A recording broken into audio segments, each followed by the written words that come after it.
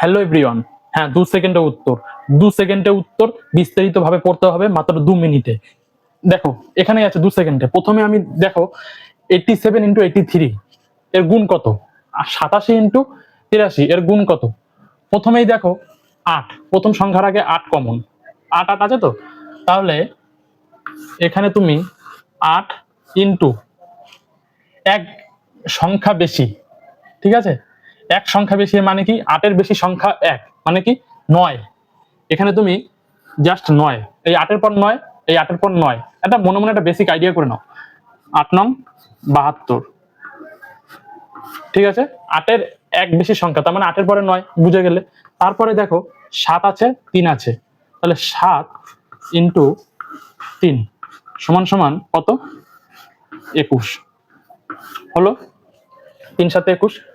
তাহলে এবার তুমি কি করবে, জাস্ট এই যে 72